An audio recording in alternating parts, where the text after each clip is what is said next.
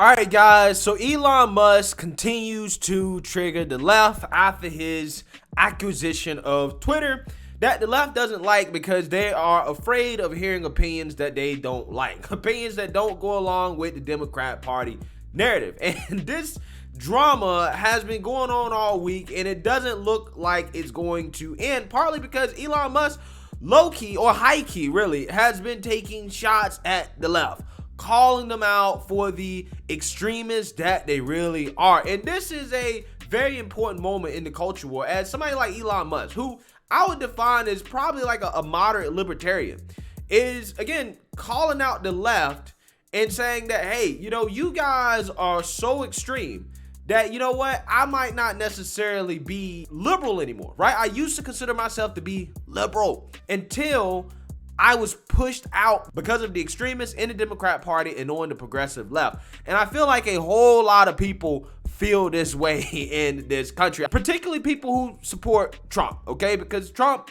marketed himself as a working class Republican, okay? I mean, he campaigned on what is happening in middle America, the destruction of middle America, okay? And I think that is powerful, as the Democrats have basically turned their back on the everyday average American, especially socially. So with that being said, let's actually go through some of Elon Musk's tweets to examine this phenomenon of center-left liberals and centrists being pushed over to the right and classified as conservatives. So let's read here, as Elon Musk is effectively outlining his vision for Twitter. He says, for Twitter to deserve public trust, it must be politically neutral, which effectively means upsetting the far right and the far left equally. Yeah, I think he's right. Twitter should be politically neutral, right? They should not be censoring stories based off whether or not it's going to be beneficial or detrimental to the Democrat Party, which is what we've seen in the past when it comes to the Hunter Biden story. So he's right. But again, the left, they don't like neutrality because they don't want an even playing field in which the battle of ideas can take place. That's why they're so upset about this, because they know now that the playing field will be equal, right? And then after getting a lot of backlash from the far left, Elon Musk says the far left hates everyone, themselves included. Yeah, they do, right? There's a whole lot of infighting going on the far left because their whole charade is, well, victimhood, right? Who can be the biggest victim, right? And when you're having a race to the bottom in regards to who can be the biggest victim, yeah, there's going to be drama and conflict, right? Which we've seen on the left quite a bit, okay? They love eating themselves. Then he says, but I'm no fan of the far right either. Let's have less hate and more love. So Elon Musk is basically saying, look, I'm a normal guy, right? I'm not one of these people that are on the extreme ends of the political spectrum. I just want a platform where both sides are treated equally and everything is neutral. And for that to happen, again, you're going to upset the extremes, because the extremes are what have been pulling this platform, particularly the left extreme, has been pulling this platform in the direction that is going in, right? So he's trying to balance that out here, okay? But he is overtly kind of going after the far left now, because they're the people that are attacking him simply because he wants to allow free speech on the platform. So this meme right here that Elon Musk tweeted really upset the left, okay? He really did. As he basically outlines the phenomena of people that were center left, liberal, basically being pushed over to the right. As you can see here, in 2008, Elon Musk says, hey, I'm center left, okay? And then in 2012, what happened is that the far left starts running left, right? They start running very left, okay? And then what happens is that because the far left has been running left, they become woke/progressive. And, to be fair, the right has become more right as well, too. They've become more extreme, too.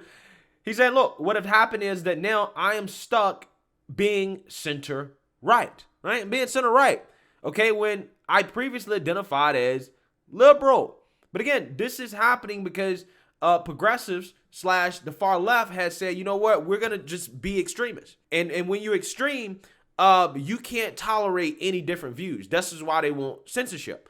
And when you have a different view than them, then they're going to classify you as, hey, you're a conservative, right? You're on the right, okay? Even if you are a classical liberal, right? That's what they're going to do. And I'm going to give you guys a prime example of that in a minute. But I want to go to the comment section here, because this kind of outlines how some people feel about this and the phenomenon that we're seeing. Shibatoshi Nakamoto says, "This is how I feel. 10 years ago, I would have called myself progressive because I believe in equality and not being an asshole over trivial things. Now I consider myself moderate because I believe in equality and not being an asshole over trivial things." Exactly, right? I've outlined this before. I'm telling you guys, the far left, they call themselves progressive, but they've actually become regressive to the point where conservatives are the people that actually want equality. Progressives don't want equality, okay? They want equity. They don't want equal opportunity. What they want to do is they want to segregate society based off race. They want segregation. That's what they're going for. That's what a lot of those people are pushing. People on the right like, nah, we don't want segregation. We don't want to go back to Jim Crow, right? We want to treat everybody the same. Again, this used to be a progressive idea, treating everybody the same. Now it's a conservative idea. Again, this just tells you how far the far left has went. Paul Graham here outlines a chart. He says, that is in fact what has happened. Since the 90s, the right has moved a little further right, but the left has moved a lot further left. Facts. Harrison Crank says, remember when the left were anti-war, anti-big pharma, and pro-free speech? They used to say, I may not agree with what you say, but I will defend your right to say it. Yeah, that was a long time ago, right? And those people that believe that used to be on the left now, some of them are identifying as conservatives, and not necessarily because they want to identify as conservatives, but because leftists, far left extremists like Cenk Uygur has classified them as conservatives, right? Because Cenk Uygur put out a tweet that is demonstrating exactly what I was telling you guys, how the far left, because they're so extreme now, they can't tolerate any views that aren't their own, okay? And if you have a different view in them, they're going to say you're conservative. You're on the opposite side of the aisle, right? If you have a view that's different than, even if you are overall liberal, like for example, here's the tweet that he put out. He said, the trend among conservatives like Matt Gaetz, Marjorie Taylor Greene, Joe Rogan, and Bill Maher is to make fun of overweight people while feigning concern about their health. They're blaming COVID deaths on them and mocking them as the real problem in America. Classy as always. So I want you guys to understand what this guy is saying here. He's saying that Joe Rogan and Bill Maher are conservatives, okay? Conservatives. Now, Joe Rogan is the same guy that supported Bernie Sanders, openly supported Bernie Sanders, okay? Bill Maher is a classical liberal. He is a liberal, right? He's what liberals used to be, right? Before they became extremists. He's definitely still a cheerleader for the Democrat Party, right? And he still criticizes Republicans and conservatives. But for that reason, because he's not a far left extremist, because he has some views that are grounded in common sense, because he has some views that, again, are not extreme, he's now conservative based off Cenk Uygur's standard. Again, this is an example of the far left extremists pushing people who are liberal away and saying, no, you're actually conservative. That is what is happening here, okay? And this guy, unsurprisingly, melts down on Elon Musk because he bought Twitter, and I want to go over that. As he said, what does it mean to be a free speech absolutist, as Elon Musk claims? For example, does that mean rape threats will be allowed on Twitter? Does it mean doxing will be allowed on Twitter? How about the nightmare scenario where both are allowed? Do we really want to live in that world? Well, we already live in that world because they are allowed, right? It's just they're only allowed by people on the left when they do them to people on the right. For example, like when Taylor Lorenz dox lives at TikTok. Totally allowed, right? Totally allowed, totally fine. So yeah, again, this guy is salty, just like the rest of the left, okay, with Elon Musk purchasing Twitter, as he continues on his little soliloquy here. In response to one of Elon Musk's tweets, which Elon Musk tweet says, attacks are coming thick and fast, primarily from the left, which is no surprise. However, I should be clear that the right will probably be a little unhappy too. My goal is to maximize area under the curve of total human happiness, which means the 80% of people in the middle. So Elon Musk, again, is making it clear that I am trying to be neutral, right? I'm just not trying to cater to extremists, right? But again, for the left, that's not enough because they're extremists that want to be catered to. As Cenk Uygur melts down and says, quote, you haven't said one thing against the right wing. You've attacked the left wing dozens of times. Now, trying to pretend you're neutral is hilarious.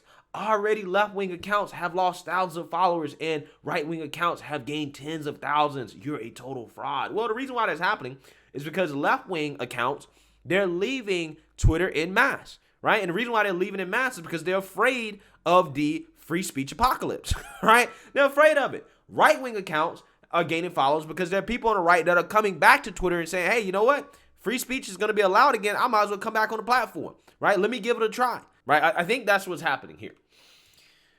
He continues on his little meltdown here. He says, go ahead, say one harsh thing about the right wing. I guarantee you won't do it because all your fanboys are amped up right wingers. You think you're so tough and independent, yet you're scared of your own followers. You won't lay a glove on conservatives. Hashtag fraud. Sounds like Cenk wants to fight Elon Musk the same way he claims he wants to fight Joe Rogan. I don't think he can beat Elon Musk or Joe Rogan in a fight. But what Cenk doesn't understand here is that, again, his outrage in regards to Elon Musk wanting to open up that platform to free speech is exactly what Elon Musk is talking about in regards to the far left, right? And why you guys have become so extreme that you are not mainstream, that you are in the minority. Because at the end of the day, people on the right, we're not the ones trying to ban people for having the wrong opinions about the pandemic, right? Or having the wrong opinions about the vaccine or the election or whatever. We're not trying to ban people for that. You guys are the one that are doing that, right? You guys are the one that are trying to use these social media platforms to influence political outcomes, okay? That's what you guys are trying to do. So with that being said, to me, the meltdown simply comes from the fact that the playing field will now be leveled, and the left can't stand that because they know they can't win the battle of ideas. And again, the reality is that we got to this point because they become so extreme in their views that they push people away that otherwise would identify with them, okay? Which is basically stack the chips against them, right? You force people like Elon Musk, who was much closer to you, to now say, you know what, you guys have gone too far. We have to rein this in, right? So let me know what you guys think. Make sure you like, comment, and subscribe. Most importantly, share a Black conservative perspective. Peace.